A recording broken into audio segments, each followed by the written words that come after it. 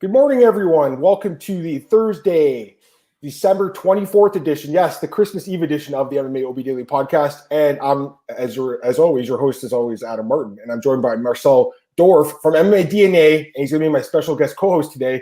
And love having Marcel on. You were on, I think, last week, Marcel, and great reaction from the listeners. So love having you on, man, getting your thoughts on MMA. But before we get into everything, first of all, I just wanted to wish you a Merry Christmas, Marcel. I want to wish the listeners a Merry Christmas as well, or Happy Holidays if you do not celebrate Christmas.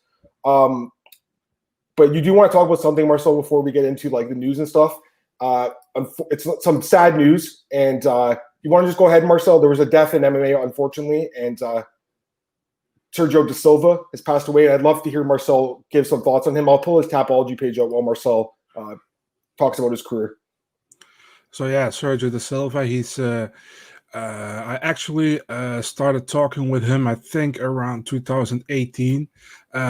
We're both very big soccer fans. So he's from US and from Brazil, so he's supporting the Brazilian team, and he had a soft spot for the Colombian team, and I have that as well. So we got in talking about that team, and we talked a lot during the 2018 World Cup, and actually didn't cross paths on MMA, so that's pretty weird actually that it came into soccer.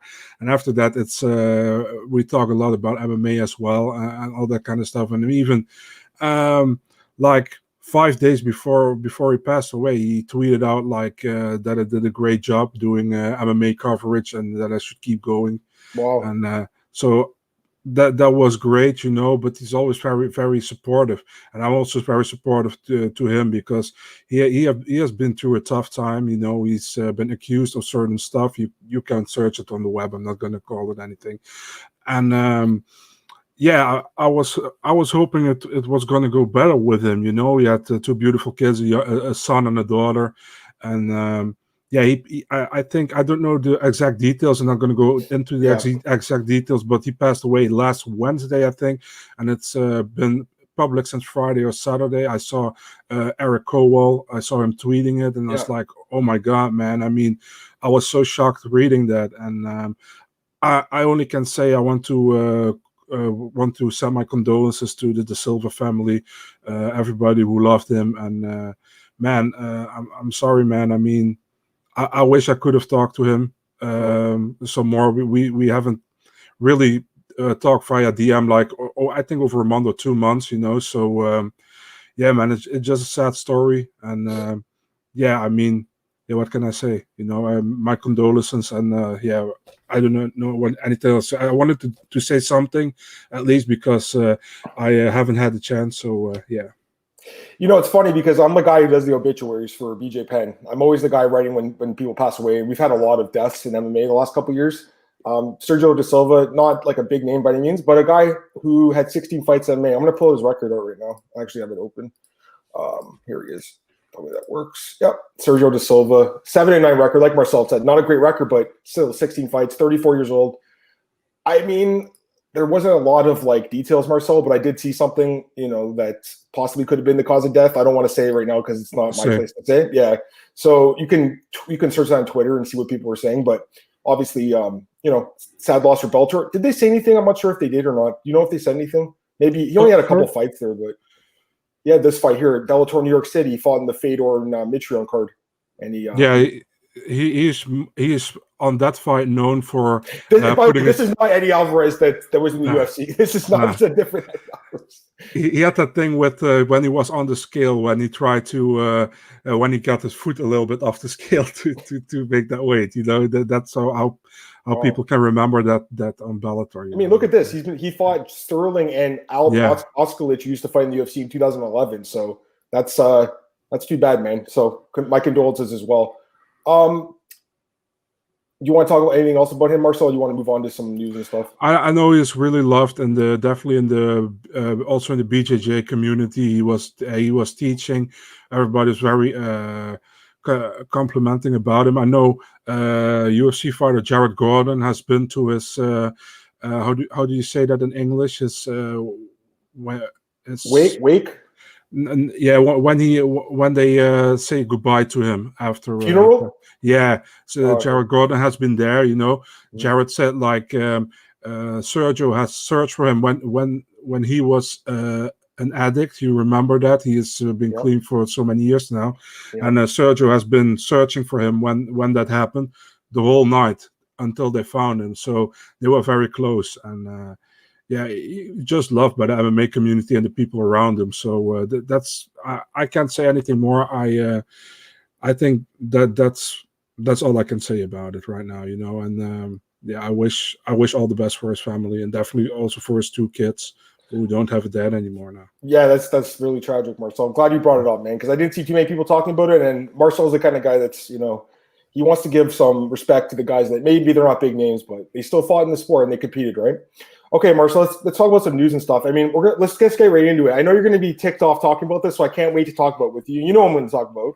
Mm-hmm. Ben Askren. He's going to fight Jake Paul.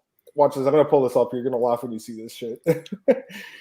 I saw this tweet the other day from Chael, and I was like, this is not real, is it? Apparently it's real. Cole, I don't know if Cole's listening right now, but he texted Ben, and Ben confirmed it like right away. And later that night, Ben sent a video out, and then Jake sent a video. So this fight's happening. I mean, it's going to happen. It says March 28th, but it's actually March 27th. 28th, probably because it's going to happen at midnight that night or something. But just in case people were asking, because some people were saying it's on Sunday night. No, it's going to be on like Saturday night, Sunday morning. I got to be honest with myself. This one kind of came into left field for me. Obviously, I saw them talking shit to each other, but I really didn't think Ben was going to come out of retirement. Look at him wearing boxing gloves.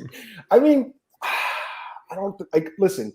He's going to make like he said, he's going to make a ton of money. He's being at risk of being knocked out in this fight, obviously, but he could still win the fight. Everyone's saying he's going to lose and get knocked out in the first round. Like this guy's been in there with like Douglas Lima and like Koreshkov and stuff. He didn't get KO'd in the first round. I know that Masvidal knocked him out, but I don't know, man. This is so weird, Marcel. Like, I really thought Paul would fight like another YouTuber or something, a celebrity. I can't believe he's fighting Ben Askren of all people. Come on, man. Give me your thoughts on this one. First of all, if I was Ben Askren, I would be offended that it's Jake Paul versus Ben Askren, not Ben Askren versus Jake Paul. But that's me, I mean, Ben Askren is a lifelong martial artist, man. I know he's a wrestler from his base, but like you said, he has been in some tough wars, and he was knocked out in those kind of fights. He got knocked out in Masvidal, but I still think the Ben Askren who fought Masvidal was out of his prime at that moment. I wasn't anymore the Ben Askren we saw earlier in Bellator and won championship, Yep. That said, Jake Paul isn't a professional athlete, man. I definitely think he trains. I'm not going to say anything bad about that, But like people say, I think Jake Paul is even a favorite in this fight. It's crazy to me, and maybe I'm stupid, Maybe people say like Ben doesn't have a stand-up game, and Jake Paul has a solid stand-up game. Listen, man, Jake Paul's opponent hasn't been that great so far. I think he has 2 opponents. One was a former baseball or basketball player, and the other one, I don't even know. So, I mean, I wouldn't put my money on this fight, definitely not. But if I have to put my money on it, I would put my money on Ben Askren. And maybe I'm stupid, but I would do that. The odds came out the other day. Where's Ben's Twitter? I gotta find Ben's Twitter. He said bet the house. I mean, the odds came out, and they were pretty favorable. This is not Ben. That's not him. Where's Ben? What? Who was that? What is this? Oh, it's a fake account. Okay, Funky asking. What the hell? Don't tell me he blocked me. No, he's right there. There he is. Okay. Aside from all the Bitcoin tweets, you have to get through the Bitcoin tweets to find his stuff. Where's that one? Oh man, we got to talk about his tweet to Coker too. But here, Aaron, my friend, he got the odds from Bet Online. It was minus 180, plus 150. I gotta be honest, like Marcel, like he says, bet the house. That's what Ben says, bet the house. Yeah, we definitely done. It's a betting podcast. We gotta talk about the odds here. I mean, listen, man, and you can't really see it there. There we go. I mean, like, okay, this is essentially the same odds that he had against Nate Robinson, who's not even like an athlete. I mean, he's not a combat sports athlete. He's a professional athlete. He's a basketball player. Are you kidding me? Like, I don't know. Like, to me, it's like it's a coin flip. I think it could be a pick 'em. Like, I don't really see Jake having this huge advantage like everyone thinks. Okay, So he's got some advantages, obviously. He's younger. He's 14 years younger. Ben's 37. So Ben is an older guy right now. And Jake's 23. Jake, I think, has a longer reach as well. He's slightly heavier, not that much heavier, a little bit. But, I mean, listen, I know he's got the 2 boxing matches, like you said, Marcel. But, again, like let's pull his record out. I mean, let's look at his record, man. He doesn't even have a Tapology, by the way. He doesn't have any MMA fights. I got to go to his Wikipedia. And right beside his filmography, Dan's cap, we got his fights with Ensign Gibb and Nate Robinson. You knocked them both out. I mean, listen, like, he's looked good, Marcel. Like, for a guy who's only had 2 fights in 2020, the fact he's fighting Ben Askren in this massive card is crazy. So this dude, like, as much as Marcel, I know you're a purist, you don't really like these kind of fights, but you got to admit the guy he's a smart businessman. Like, he's making a ton of money for him and Ben. Can you at least kind of appreciate, I think, that aspect of it, like the financial aspect of it? If I was a promoter, I would, yeah. But as a fan, you don't care, yeah. I mean, like I always say, man, also with the UFC, man, when they, for example, doing hype fights, and people are like, dude, it's a business. I mean, like, I'm not stupid. I know it's a business, but I don't see any money in my wallet for it. So why should I go? Why should I? How do you say that? Don't criticize that, I mean, Dana White hasn't blocked me yet. Wink, wink. So lucky you. He's already got me. He got me years ago. I don't know if you heard. I was talking about the other day. I saw that. That's why I said. Like 5 years ago, him and Demetrius, they both blocked me after I said that pay-per-view that was in Vancouver was terrible, and it was. Remember that card, Woodley versus McDonald, and was it not Horiguchi? It was Ali Bagatinov versus the champ Demetrius. I don't know. Anyways, it doesn't really matter. I will say this: at least I wasn't named on his bad list for Christmas, Marcel, and you weren't on there either. I want to get this comment from Doug. Hey, Doug, what's up, guys? Since you break news every time you take a breath, how do you do, Marcel? Do you ever sleep, bro? Master, respect, or hustle, Marcel? Do you sleep, man? Yeah, thanks first of all. Mostly between 4 a.m. and 10 a.m. That's my sleeping thing. So, and then I also have my sounds off from my phone, so I can sleep well.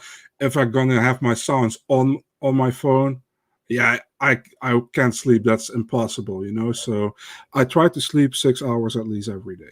That's good. Yeah, you know what? Gotta be honest, man. I want to sleep more, but I can't. Like, I like, you talk about the grind. It's like 24/7 for journalism, in journalism. Like, and I love it, Marcel. I love the grind, right? Like, that's it's what I love, right?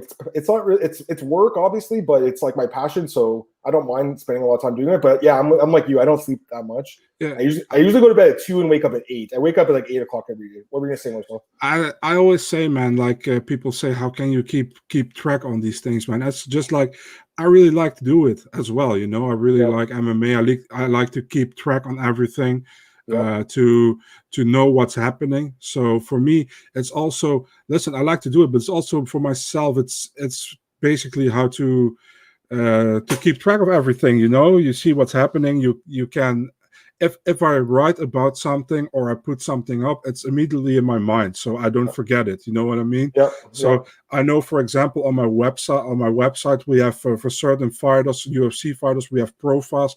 I know from every fighter we have a profile of. I know from who we have a profile of. I also know who we don't have a profile of. Right. So sometimes you after events, when for example last event, I make 2 extra profiles for Taylor Santos and for Michel Pereira.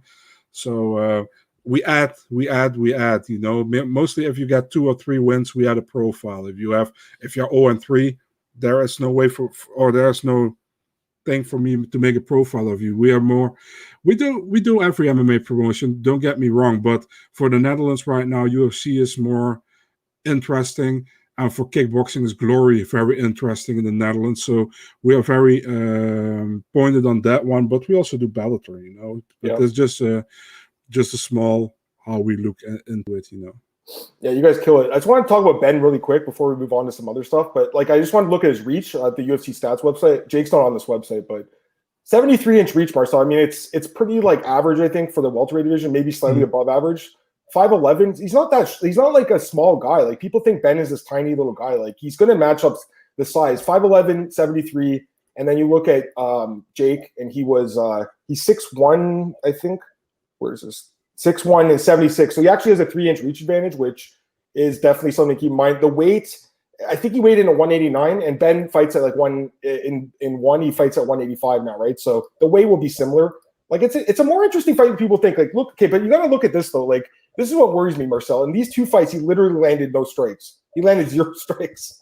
I don't think anyone else has 2 fights in the UFC where they've landed 0 significant strikes in a fight. Like, that's crazy. And then he landed 63 against Maya. And he got finished in that 3rd round by submission.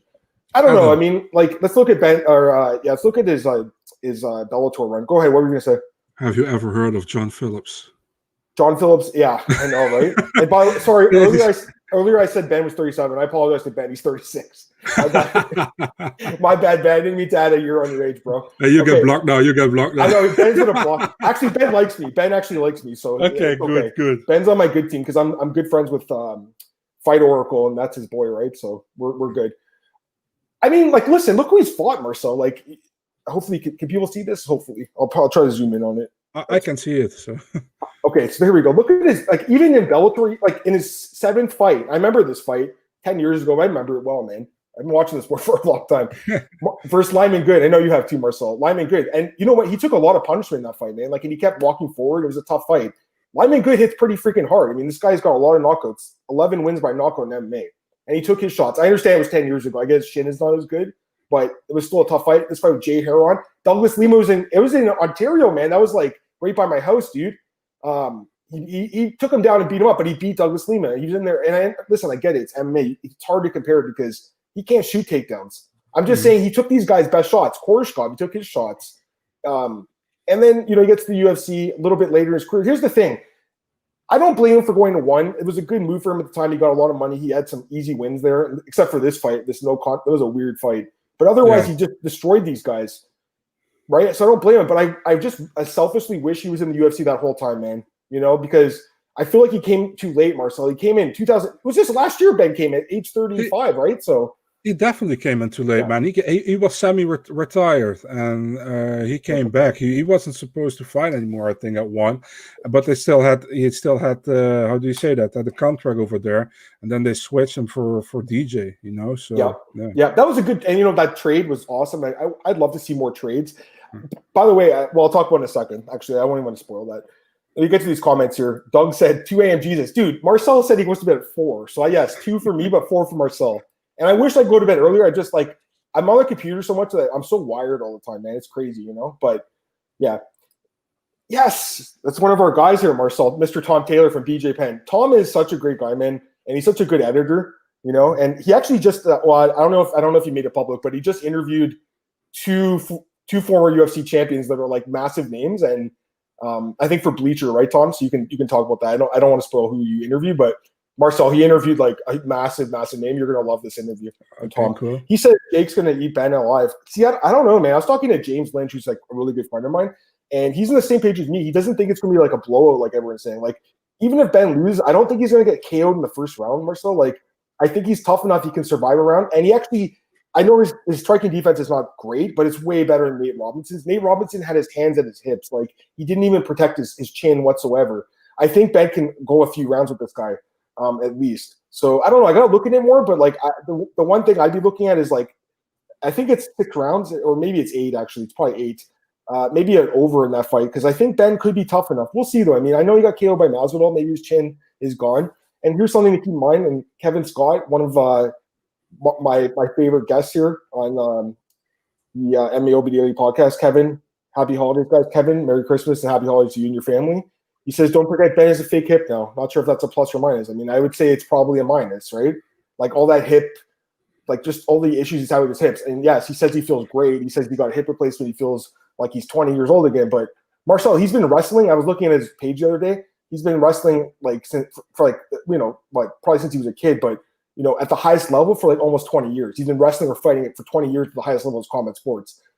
That does take a toll on your body. That's what I'm worried about in this fight, is the wear and tear. Is his chin really gone for Masvidal, and just in general? By the way, the Masvidal thing, I think gets people like that anyone would have gotten KO'd from that knee, dude. Like, anyone would have not knocked out. What were you going to say, man? Yeah, I agree with you. By the way, hips don't lie. I had to make that one. Sorry. That is true. That is true, by the way. So I mean, I just can't go for Jake Paul, man. You know me. I'm just not gonna do it. I'm just not gonna do it. But does he have a chance? Yeah, definitely, man. I mean, Ben Askren isn't the Ben Askren anymore from a few years ago, so he definitely has a chance. But man, I don't know. I would pick Ben Askren. Definitely don't put my money on it.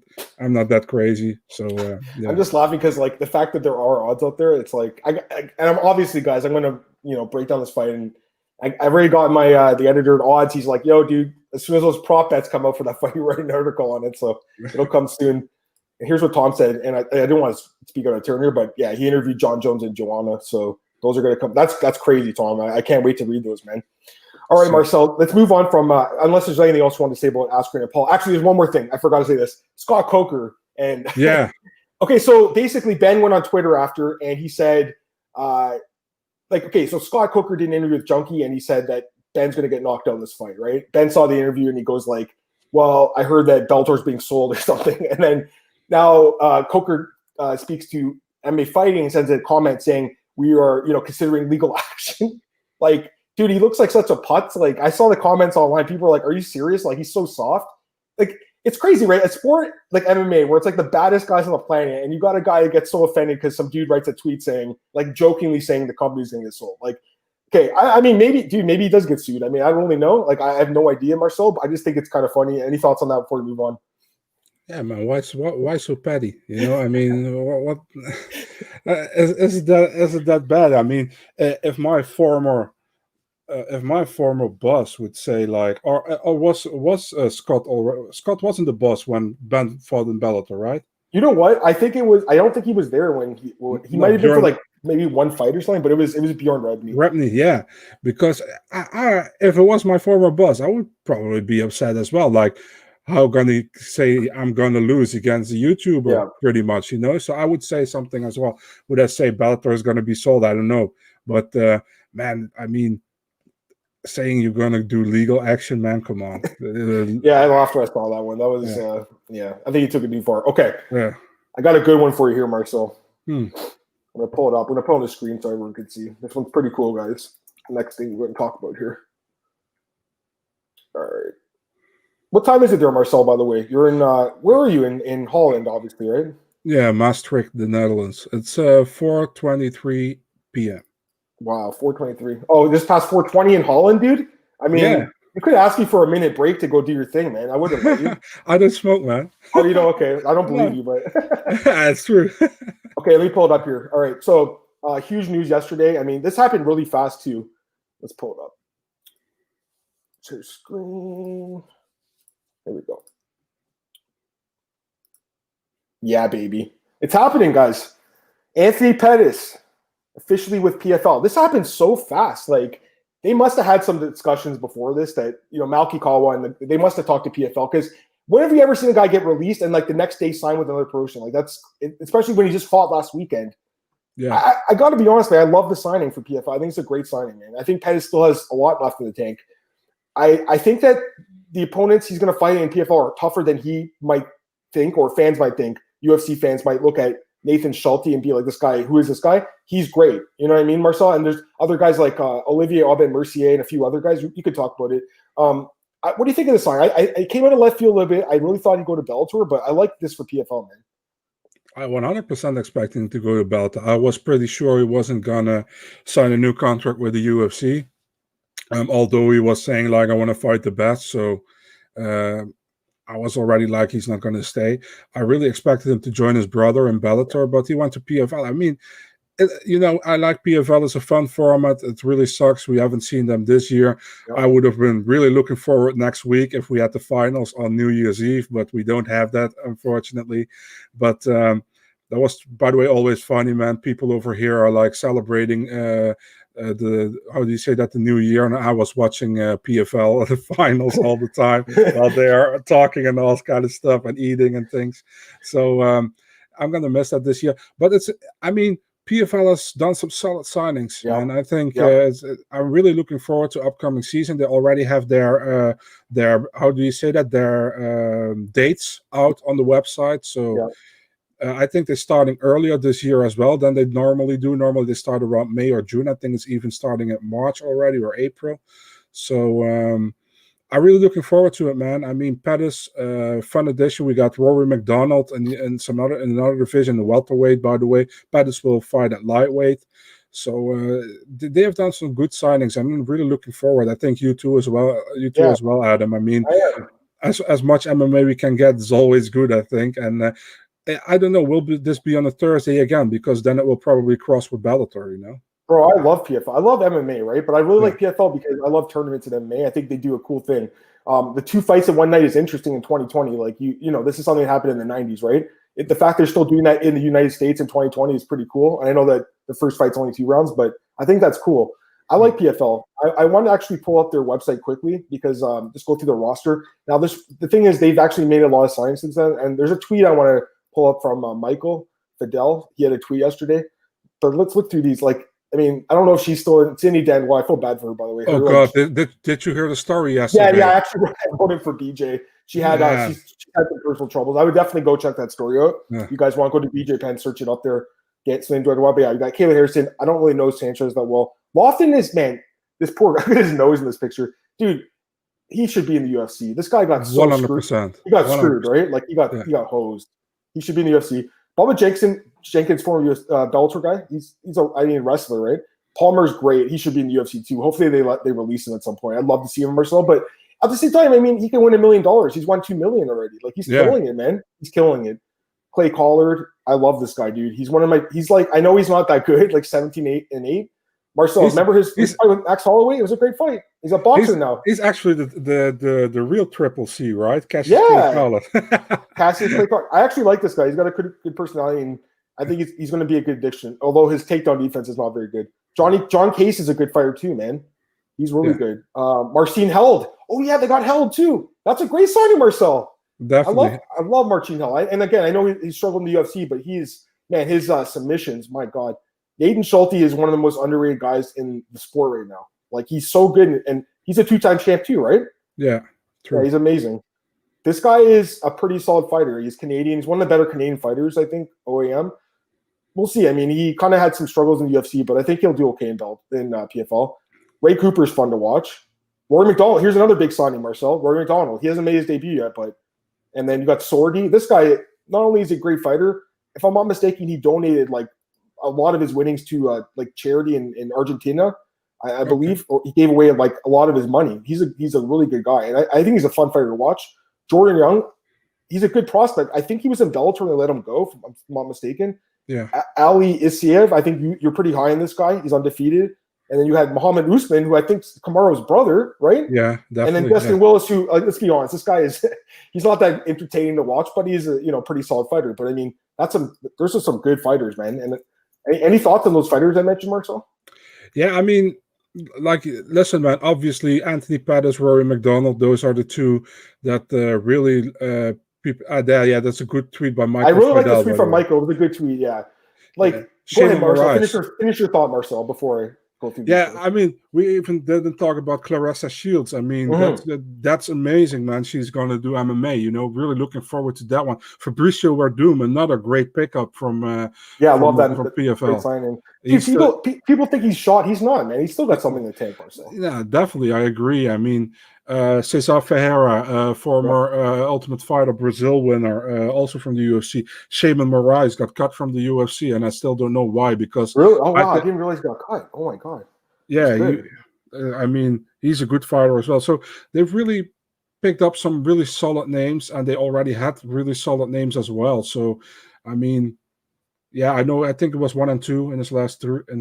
Yeah, but look who he lost to. You lost to Zabit, Sadiq Yusuf, who I'm really high on, and Andre Fili, who's he got KO'd in that fight. Yeah.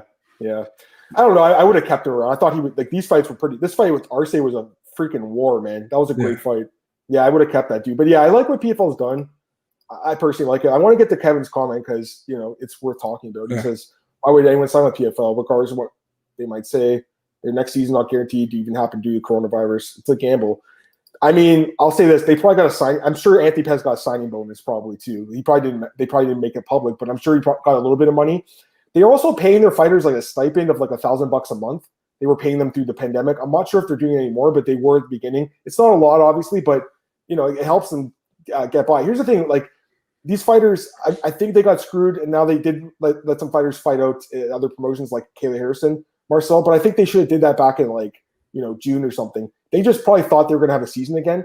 It's tough, man. A lot of businesses got just wiped out this year. So I feel like, people are critical of PFL, and I think Kevin's point is fair, Marcel, but at the same time, the coronavirus did really impact their business. So, for me, it's like I give them a pass this year, but next year is their last chance, I think, to have a really big impact in the sport because it will be their third season. And as much as I enjoyed the first 2 seasons, did the investors make enough money to make it worth their while to keep doing this? And is ESPN getting enough viewers? We'll see. I hope they do well. Go ahead, Marcel. Adam, I gotta say, man, I mean, I agree partial with you because I think shouldn't they have put at least maybe don't have to do a season, but at least 3 or 4 events where fighters can at least fight, so they don't have to stand still for a year because they gave Kayla Harrison permission to fight somewhere else, and they gave I think another one I forgot who it was. They got also permission to fight somewhere else, but not everybody, and I think they could have done 4 events, spread it as much as you can, if that's possible, and do 12 fights on that card, but give the fighters at least 1 fight, keep them active if they can fight, and if not, allow them to fight somewhere else. It was with the Croatian guy who was supposed to fight Cyril Gane, and then he couldn't fight because he still had a contract. Oh, yeah, and he was a good prospect too at light heavyweight, right? Man, what's his name? Or heavyweight? Yeah. You know what? Actually, you said you partially agree with me. I completely agree with you. They should. I didn't even think about that. Yeah, I was just thinking about the tournaments, but you could have did one-off events. You're right, just to get these guys some fights, but they chose not to do that. And the year's over now, so they spilled milk at this point. But I really hope they have a good year next year, Marcel. Because again, I'm pro fighter. I'm not really pro promotion. I'm more pro fight. Yeah, I love you. That's 100%. Why I love you, Marcel. Because you're just like me. You just love the sport too, right? You love the fighter. You respect every fighter. Even the ones that lose, we still respect them for getting in. But anyways, we get to this comment from Kevin. He says, don't get me wrong, I like PFL. If I was a fighter, I wouldn't want to bet my career on it right now. Yeah. I don't know, man. I mean, listen, here's the thing. With Anthony Pettis, he probably looked at those lightweights and thought, I can win this tournament and win $1 million. That's probably what he thinks. And he probably got a signing bonus, and he probably gets a nice purse too. I think the $1 million is a bonus check, right? They still get their purses, Marcel. So he's still going to get paid probably pretty well. I mean, I'm assuming he'll make 6 figures a fight. Same with Verdum and Rory. I think all 3 of those guys would. They will definitely have a good contract. Absolutely. Sure.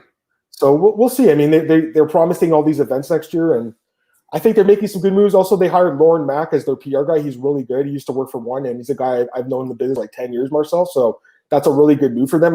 You have to think it's not just the fighters, also the guys in the front office and in the head offices. That stuff matters too. And I think they're making some good moves. All right, enough with PFL.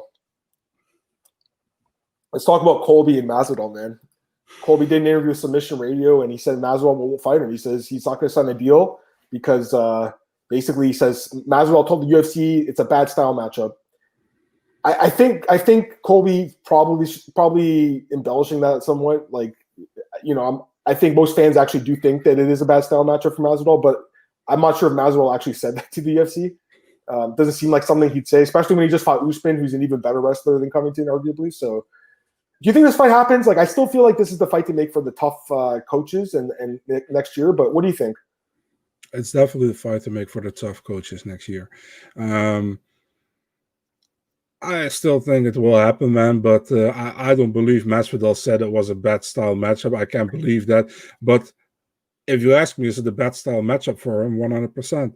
I mean, that's definitely. I mean, you saw what Usman did, how he held down Masvidal, but also he had advantage in those positions, man. He did well, Usman, and Covington will basically do the same, I think. So, I mean, it's a bad style matchup for him. Can't say anything else. But I still hope we will see the fight. I still hope we will see the fight.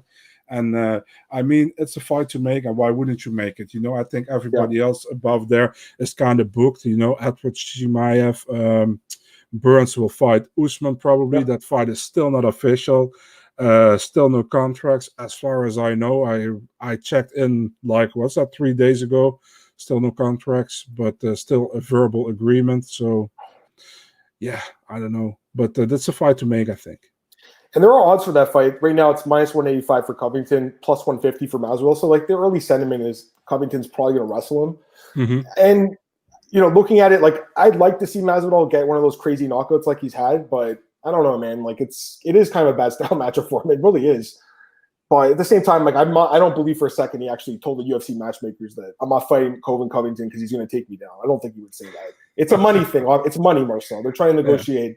Because they probably want to get paid pretty well to do tough. And here's the thing with tough too, like they'll have to, especially with COVID, right? They'll be in that house for 3 months or whatever, 6 weeks. I don't even know how long it is. They'll be there, right? They probably won't be able to see their families and stuff. So, like that'd be tough, right? Yeah, but I'd be careful what you say about the UFC because Dana behind you is watching you. Oh, is he?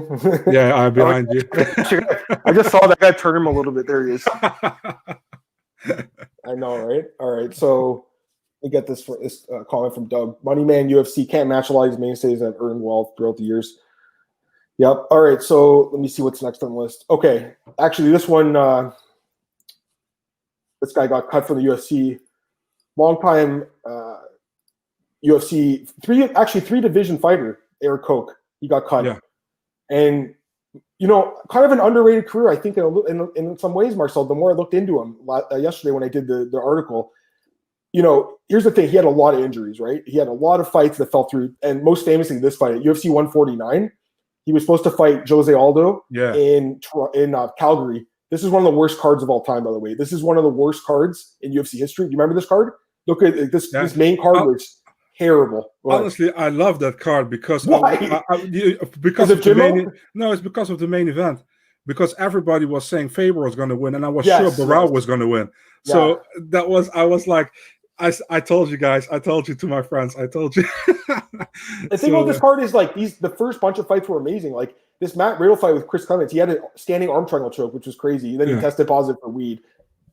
Francisco Rivera did not. Anyways, the point was, you know, Koch's been around for a while, and he didn't accomplish what he wanted to do in the sport, which is to be a champion. But he was 5-5 in UFC. That's not terrible, man. And he had a knockout win over Rafael Santos in his first fight in the UFC. That was on that's on the Shogun John Jones card. I remember that card. So, you know, what do you think? What's your memory of Erik Koch, man? And he also won his second fight in the UFC against Jonathan Brookins. Yes, and this earned him a title shot. And Jonathan Brookins was the former Ultimate Fighter. Yeah. Exactly. So that was a pretty big win at that time, you know. So he just had some bad luck with injuries, you know, and he had some solid wins, like you said. When he came back, I think I remember in 2017-18, indeed, he fought Guida and Green. Yeah. And that was back in the day when Green still fought like the Bobby Green with a little bit of coasting, doing this little bit of thing, you know. So I was like, Erik Koch can win this one if he's eager to win. But he didn't have it, man. Green did well, and then he defeated Carl Stewart. It was like, yeah, maybe he can still do something in the division. He went up actually welterweight, right? That's the crazy thing. He actually has wins in 3 weight classes because this fight was at featherweight, so it was this one, lightweight, and then lightweight, and then welterweight. Yeah. So he's also a guy that's being released off a win, but I think his contract was up too. They were talking about that in the article. It wasn't like 100% a cut, Marcel. But it was one of those things where they didn't offer him a contract back. So they didn't want him back. And I don't blame him. I mean, I'm assuming he was making – let's see if we can find his salaries, his purses. They don't give him for that one. Let's see. I mean, I'm assuming he made okay money. Not for that one either. Where's Nevada? This one should have it. Let's see what his purse was. Erik Koch. That's not even that much, really. Well, he had a couple wins after that. So he's making $42,000. Here's the thing, Marcel. If you're Dana White, right, and you're a promoter, now – would you rather have Erik Koch and you have to pay $40,000, or would you rather like 20 and 20, or would you rather have a guy from Contender Series you could pay 10 and 10? Yeah, I understand the business view. I don't agree with that, by the way. I'm just saying that's what Dana's thinking right now. Yeah, I know. Yeah. I understand how they think, you know, but I don't think it's. Listen, with Koch, maybe I can see it, you know, because do I think he will become top 10, top 5? No. Probably not anymore, you know. So I can see that, but certain fighters, man, I'm like, why did you cut him? Or like they gave him, for example, for the first 3 fights with certain fighters, they give you like 2 very difficult opponents, you know, and you lose to them, and one you win. and they're like, yeah, we're not going to give you a new contract. And that's like the other guy who you like, you give him 3 fights where two are very winnable, and he wins all 3.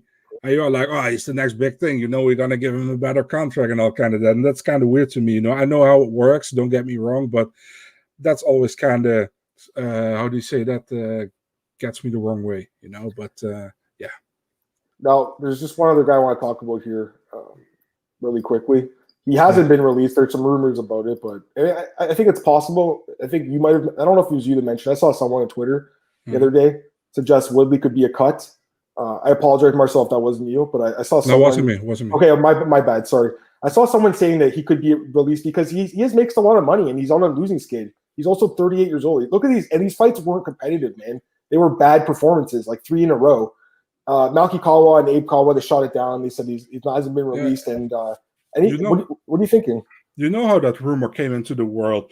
Tyron Woodley posted on his Instagram stories, just cut, C-U-T, cut. That's all what he posted on his stories. So people were like, he's cut. And after that, Malky was like, he's not cut. And we don't know how that came on his Instagram stories or something, but he didn't put that himself there. So he's not cut.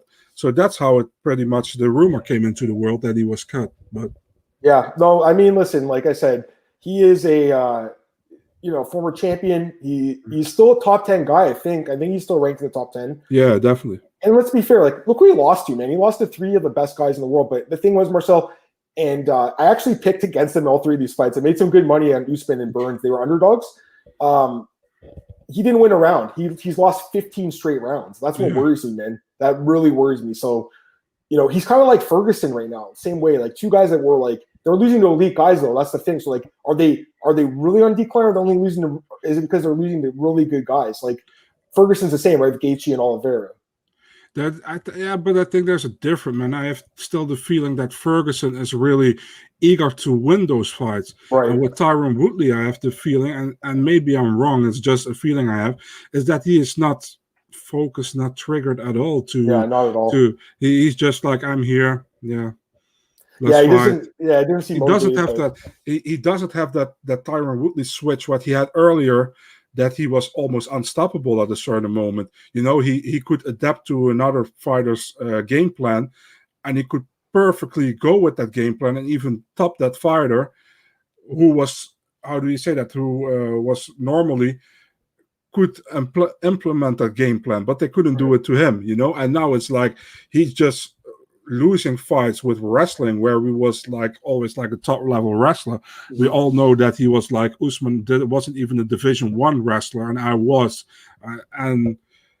so it's I really think it's between the ears, that you're a certain mindset that isn't there at the moment, because I can't believe that Woodley cannot fight as an elite anymore, which he did. I know he hasn't been the most popular guy with a lot of fans, but you got to give him credit for what he did in the division, I think. Absolutely. And I mean, Woodley is, if Woodley can get his eagerness back, his mentality back, what he had before, I think he's still a top player. But I don't know, man. We also know he's not really good with Dana, so if they cut him, I wouldn't be surprised, but kind of would feel a little bit weird, to cut someone who has been a champion. And a 3-fight losing skid, it's not that great, but would have been a little bit weird as well, I think. Here's what Kevin said. He said most of Woodley's fights are boring. Yeah, that's true. Yeah. JDS is another guy, I think, in a similar spot. But he's been getting knocked out too, right? So it's a little different with JDS. JDS, I think, is a guy who probably should retire, and become a coach or something. Like I love JD. I hope he stays in the sport. I mean, he's a great guy, right? Nicest guys, yeah. I actually want to pull up your Twitter, and then we're gonna go through your Instagram after, Marcel. Let me just pull up your Twitter, because you had a tweet yesterday that was very controversial. Nothing that you did wrong, but that some other people did wrong, with people with some power. Let's see where it is here. All right, I'm gonna go through your. Oh, here we go. I found it, Marcel. Okay. I love surprising this guy. Here we go. With Anthony Pettis removed from UFC welterweight rankings, Conor McGregor enters at number 15. What do you think about this, man? Like, listen, I know he beat Cerrone in his last fight. Cerrone was probably like in that 20-25 range, but I don't know about getting him ranked. Like, there's guys that have like multiple wins in the division that aren't ranked. What do you think? By the way, I see Anderson Drake Rick Silva also replied as a comment under it. Where? Drake Anderson Drake Rick Silva, yeah, is normal. Oh, okay. So, yeah, I mean, first of all, I want to say I put there via TSN Sports because TSN is always the quickest with the updates on the UFC rankings. And Aaron Bronstetter is not on the ranking panel of the UFC, so don't give him crap for that. Yep. He can't do anything about it. So he also replied, I see, yeah, he's not a voting member. So not at all. Yeah. I know a few voting members. I know like maybe 5. Yep. And those 5 I know are pretty decent, you know. So I wouldn't say anything bad about them. But there are also a list of guys on that voting panel list where I'm like, I never heard of you. I never go to your website. I go to a shoe website or something. So I have no idea what you're doing there. There's some issues with that. Actually, there was a guy on Reddit that did like an expose, and I did an article at BJ Penn. If any of you guys want to read that up, go in and check out like the expose, because like half the rankers aren't even like their websites don't even work. Like they're not even active websites. So we could go and complain about it for a lot. I just thought it was funny that Conor is he's ranked. By the way, I would never do the rankings myself because it's such a conflict of interest. What were you gonna say? Yeah. I wanted to answer your question because I was off topic what I said. Okay. I mean, what can you say about it, man? In my opinion, that's a place where you could maybe put Sean Brady. I think it would have been exactly. That's what I'm saying. A guy with multiple wins would look good. By the way, I want to get to this before I forget about it, because Kevin just mentioned that he said, look at Ben's tweet. Bellator average viewers per event in thousands. Coker's first, wow. So look at the decline. I mean, listen, like Bellator is just not on the same level as UFC, but I still watch it every week. I do watch it, But I'll say this: I usually tape it, Marcel. I don't watch it live really a lot. I usually spend that night with my girlfriend instead.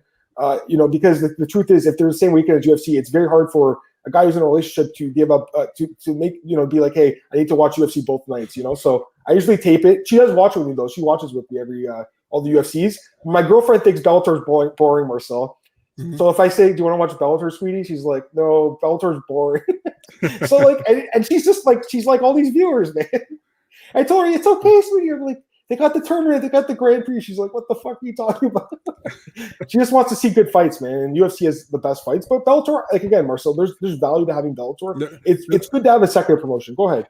If Bellator, I don't even think it's a second promotion, but I know many people think. But for me, in North America, it's the second promotion. 100%. No, 100%. In the world, no. I agree with you on that. Yeah. So the thing with Bellator is, I understand that they want to spread their tournament, like 4 quarterfinals. We do 4 events, main event, blah blah blah.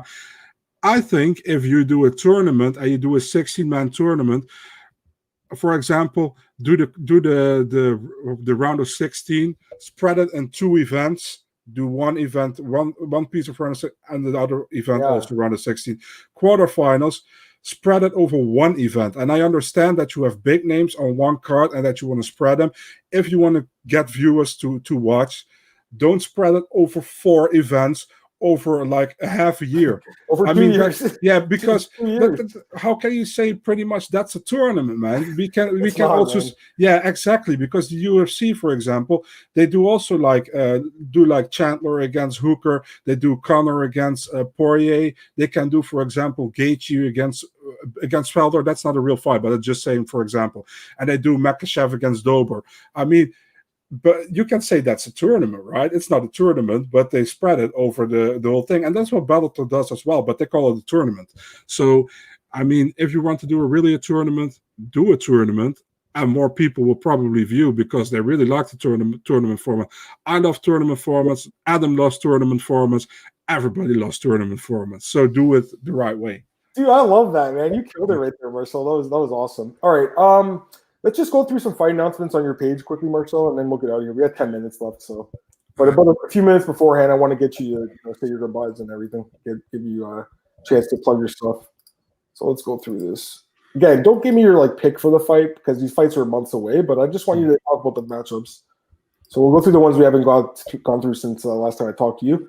Andrew Sanchez versus Makhmud Muradov, UFC 257. Holy shit, I just saw this one, Marcel. Wow, that's a great fight. I thought Macmillan would get maybe some high rank, but Andrew Sanchez, he's looked pretty good lately. He's pretty durable too. It's a good fight, man. But Makhmud is going to be a big favorite in that fight. Yeah, I think so too, man. I think even as Muradov is a good striker, good wrestler, I think if Sanchez wants to win this fight, he got to wrestle, man. That's his base, and he's got to do that, because I think the striking is in Muradov's advantage, in my opinion. Although that great knockout against Wellington Turman from Sanchez, we shouldn't forget that. Absolutely. Yeah, but I think if I have to look at this fight from a neutral perspective, which I always do when of course you have to. You have to, man. Yeah, I know many people are like, I'm picking that guy. It's like, why are you picking? Because I love him. That's not the good way. I know. That's not the good way to do it. Well, you know what? I love the way my girl picks her fights. She's like, she waits for them to walk in the octagon. She's like, this guy looks meaner and stronger. That's why I'm picking. And she actually gets them right a lot of the time. I'm just kidding. You know, for me, it's like I'm the same as you, Marcel. Like when I hear someone say like, you know, I don't like this guy, so I'm going to bet against him. Like that's so dumb. Like that's not the way to bet and pick a fight. Muradov, you know, looking objectively, he's got like all the tools, man. He's Floyd Mayweather's boy. So like this guy has got a good backing, and I think he's going to do really well in the UFC. This is a good match for him, I think. But you know, again, Sanchez is tough. That's why, you know, maybe Muradov can show off some skills in this fight. This fight, how the hell did Hannah Cifers get another fight in the UFC? I don't get it. 2-5. Maybe because she took a lot of short notice opportunities. They want to give her a full camp for this one. That's fair. Yeah, and she's fighting Whitmire here at UFC February 27th. You know, Whitmire's also in the same spot, I think. She's lost a couple now, right? I like her, though. I mean, she's got a good personality. I like both these girls, actually. You know, even though they're not winning fights, Marcel, like they both want to fight. So, you know, the loser probably gets cut, though. Let's be completely fair. Of the 60 fighters, would you say that? Yeah, I think definitely loser leaves down this one. Yeah. Any thoughts on this fight? Yeah, the thing is, Cifers always is like that really, how do you say that, really quiet girl in the back who doesn't say a lot, you know, but she got fire, you know. You saw that against the Mallory Martin first round, man. She knocked her down, and she almost finished the fight, but she got finished in the second round via rear naked choke. And Whitmire is like pretty much the opposite, in my opinion, man. She can talk a lot, man. You saw her weigh in against Amanda Ribas. Can you remember? That was the first fight of Ribas that they pushed each other, and that was pretty funny to me. And she got some decent wins as well. She got that elbow win in over a minute, I think, and that was her most recent win. I mean, fun matchup. I think. I mean, Cifers is very quiet, but she can hit really, really hard, I think, and. If she can land on her, Whitmire can have a problem, but I think Whitmire has advantage probably on the ground. Yep. It's a fun style matchup, I think, but it's a 50-50. I'm not going to give you my pick because you don't want to. No, so I don't want to hear your pick right now. Okay, so I'm not going to give it. Give it to me on February 22nd or something, like a few days before the event. Okay. Okay, I'll take it then. I don't want them now because I don't want anything influencing the way I think about this fight. Okay. At all. Cool. No Thanks, problem. man. So let's talk about this one. Mike Jackson versus Dean Barry. By the way, we have 5 minutes left, Marcel. At 58, I'm going to we'll say our goodbyes, okay? So we have 5 minutes, and we'll go a little bit faster through these. So Mike Jackson versus Dean Barry. I'm, again, surprised this guy's getting a fight, Mike Jackson. I actually really like Mike. You know, we've communicated on Twitter for the last couple of years. You know, I was surprised he's still on the UFC roster. I got to be completely honest with you. He hasn't fought in a few years. He does have the win over CM Punk. This guy, Dean Barry, is apparently a really good kickboxer out of Ireland. I'm pretty sure Barry's going to be favored to win this fight. Marcel, would you agree with me? Yeah, definitely, man. I 100% agree with you. And Mike Jackson got a lot of shit on Twitter, man, when this got announced, and he went in on those fans as well. So that was Yeah, I know. I like the guy, but yeah, I mean, like, I'm surprised he's on the UFC still. He hasn't fought in like 2 years. This fight's a rebooking. I've talked about this fight many times, but I mean, we could spend like an hour talking about this fight because this is an amazing fight. Sure. January 20th. Can we just put them in bubble wrap for like 3 more weeks? Like, is that possible, Marcel? Yeah, let's do it. By the way, shout out to your boy Cole Shelton, who got the date change. He did, yeah. So that's awesome. Cole's been breaking a lot of news, but yeah, we'll talk about this fight. I'll get Marcel actually probably to come back on and talk about this fight. This fight's amazing, Marcel. I love this one. Me too. What's the next one? Oh yeah, this is a great fight too. Michael Chiesa and Magny. You love this fight. Perfect matchup. I was wondering, like, why is UFC screwing Magny over? Like, what has he done? Why isn't he getting a fight? Because he kept saying, he's like, I want Khamzat. I want to fight Khamzat, right? He finally gets a fight, and this is a higher ranked guy in Chiesa. The winner, I think, would get a top 5 guy probably, and maybe a title shot after that. I think these guys are both on a roll. I know the division's stacked, but this is a great fight, Marcel. Quick thoughts on this one? Yeah, fun fight, fun style matchup again. 2 guys who've been for a long time in the UFC already, both coming from the Ultimate Fighter. Chiesa won the Ultimate Fighter. Magny lost in the semis against the Canadian guy. What's his name again? I forgot. Mike Ritchie. Mike Ritchie, yeah. Mike Ritchie, yeah. Yep. So, fun fight, fun matchup, welterweight fight, probably co-main event that night. So looking forward to it. It's funny because I just said it was Mike Ricci, right? But there's also an Alex Ricci who's also Canadian who was in the UFC like a couple years ago at the same time. Yeah, I fought Paul Felder, right? Paul Felder got his nose smashed open, I think. Yeah. So they're both, and I saw both those guys fight in the regional scene before they were in UFC. This fight we talked about last. I think we went through all these. Yeah, we went through them last time. So I think that's it. Let me just bring maybe Chandler Hooker.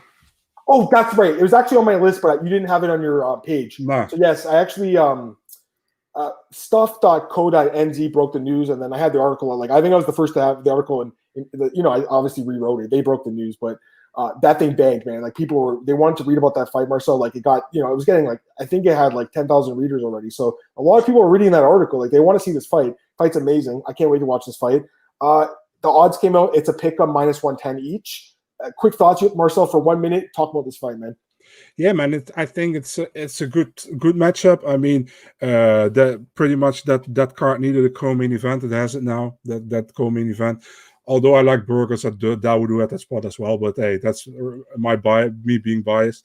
But I mean, we can see where Chandler stands in the UFC, man. I mean, Hooker is I wouldn't say top 3 guy, but he is hanging on there. He can compete with those guys. We saw that in the Poirier fight. So that's a fun matchup, because if Chandler can beat Hooker, we know he can probably stand with those top 3 guys as well, and we would probably see him fight for a title or getting a number 1 contender fight next. Yeah. If Hooker wins, we know he's still in that mix as well. He lost a close fight against Dustin Poirier, so it's just a good fight. I think it's a fight I'm looking forward to. I think many people will look forward to. So let's see what happened on the 23rd. Yeah, perfect fight. UFC 257. I think it'll be co-main event, and the fight, one of the fighters could move up to the main event. There's something like that happens to Conor or Dustin, but hopefully that doesn't happen. I hope hopefully these fights stay intact, and we'll see what happens with like Gaethje, because he was rumored to fight Hooker and Chandler. Didn't get that fight. All right, Marcel, thanks so much for joining me, man. Like, you were so great as always. I want to get you on more often, man. Like, Marcel's insight is unparalleled as far as MMA goes. So thank you so much, man. I really appreciate it. I'll give you a minute here to give a shout out to all the places you work for, Marcel. Go ahead. Yeah, first of all, thanks for having me again, man. Always a blast to do this with you. We're really one of my favorite guys to talk to with MMA. Thanks. So, awesome. You can find me on Big Marcel24, Twitter, Instagram, and articles and all other stuff, MMADNA.nl, and also on Instagram, Twitter, Facebook, and also on YouTube if you want to see some recent interviews or what we're doing over there. And again, thanks for having me. And and also to everybody watching, and to you as well, have a Merry Christmas and also a Happy New Year, Happy Holidays, and all best for 2021 to everybody. Thanks, man. I really appreciate myself for the kind words. And Kevin, who's one of my favorite listeners. I love everyone equally, but anyone who listens to the show, I love, man. Seriously. The fact that you guys take time of your day to join us to talk about MMA, I mean, it's pretty damn cool. More Marcel in 2021. Dude, I agree. I mean, I want to get you on more often, Marcel. Like, I'd love it for that. I mean, Marcel, there's the thing about Marcel. Like, he's on the other side of the world, so it's not always easy, but I'd love to get him on more often. Anyways, for me, Twitter at MMAdammartin, bjpenn.com, MMAoddsbreaker.com, MMArings.net, and odds.com. Those are the 4 places I write for. MMAoddsbreaker.com, I had an article the other day about Shayna Dobson in the top 10 upsets, Marcel. I'm not sure if you checked that out. It was a great article. Actually, no, you definitely saw it. Yeah, we talked about it, yeah. It did pretty well, got good reception, so please check it out if you haven't. And then I'm going to release another one, I think, today, later on. The top 10 most controversial upsets of the year, or not upsets, just decisions of the year. from MMA Decisions. They had a list of like the most popular ones they were searched for. So that's going to be on MMAOddsbreaker.com later today. I want to plug that. Everyone who joined us today and who joins me every day, I appreciate it, guys. I'll be back next Tuesday, 10 a.m., the next episode of the podcast. Have a great weekend. Merry Christmas, Happy New Year's, and I'll see you guys next week. Bye.